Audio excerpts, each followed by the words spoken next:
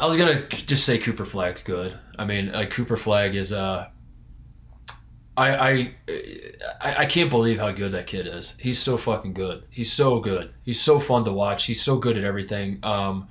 I I don't like that. It seems like he's going to either Duke or G League Ignite. That's very frustrating. That we're like I would love to. I don't know who's running the PR for Cooper Flagg, but like you gotta at this point in his recruitment and in his hype cycle, we got to get like more. We gotta have more options out there, TJ. He's got to have like he's got to be flirting with like 7 schools at this point still. Go to Maine. Stay home.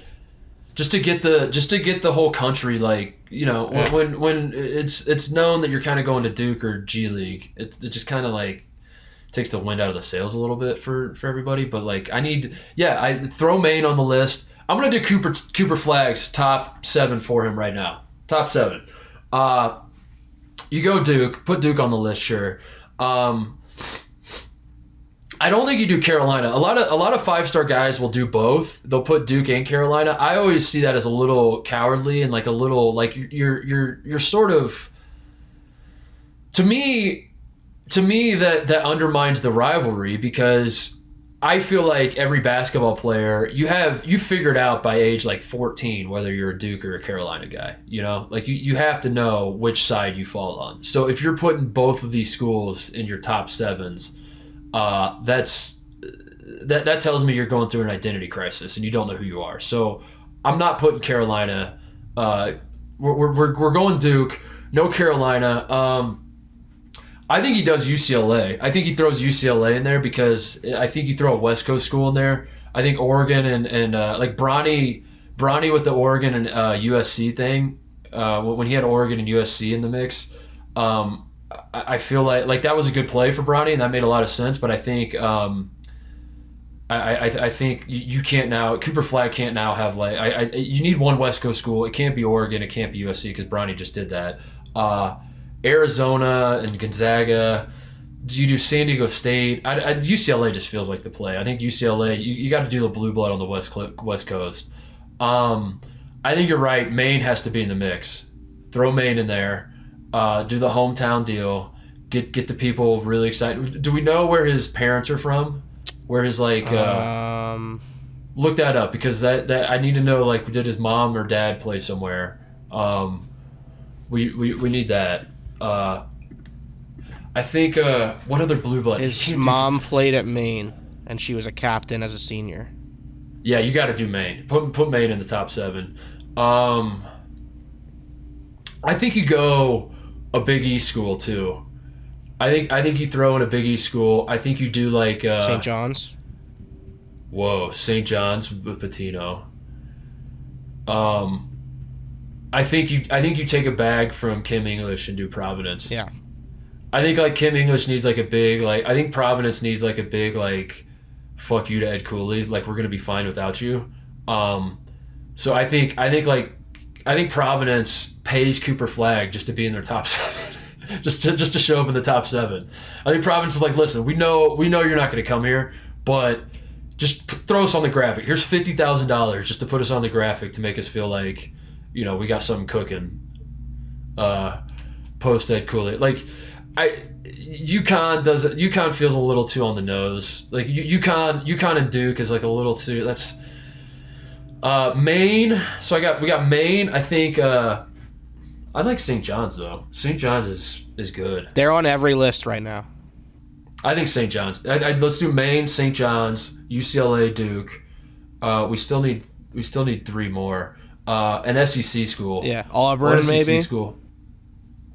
Yeah, Auburn. I'm just trying to think of like.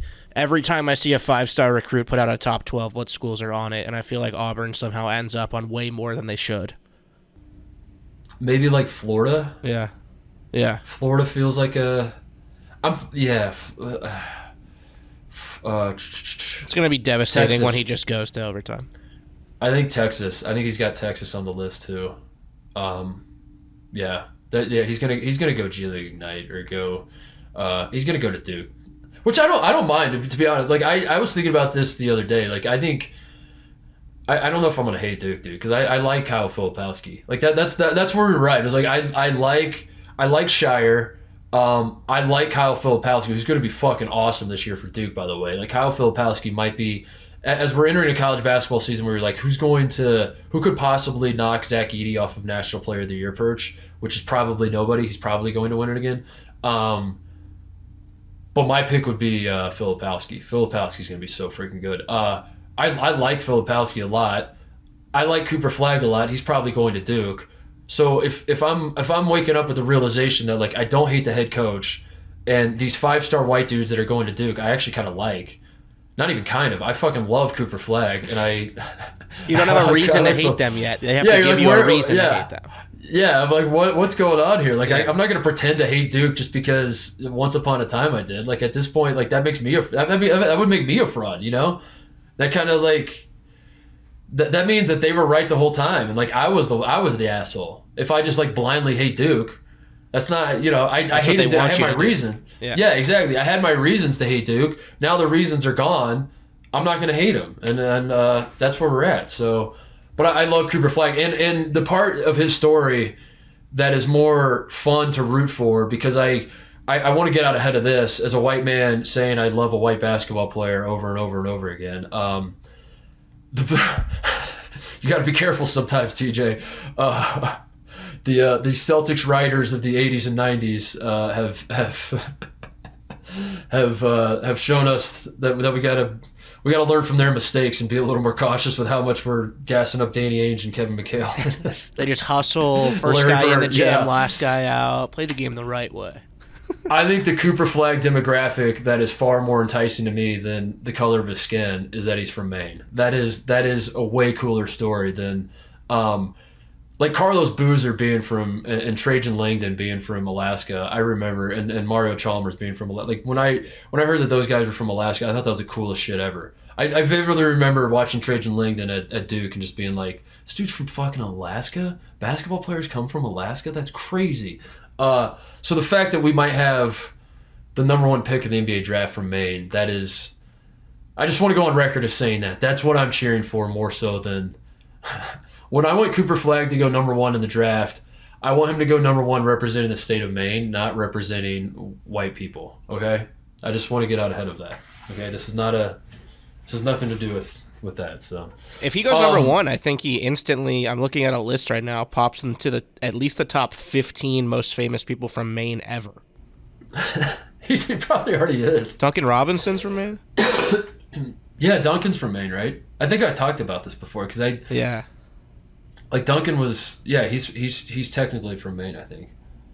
Anna Kendrick, Stephen King, Patrick Dempsey, Aaron Andrews, Nelson Rockefeller. Aaron Andrews is from Maine? Yeah. I didn't know that.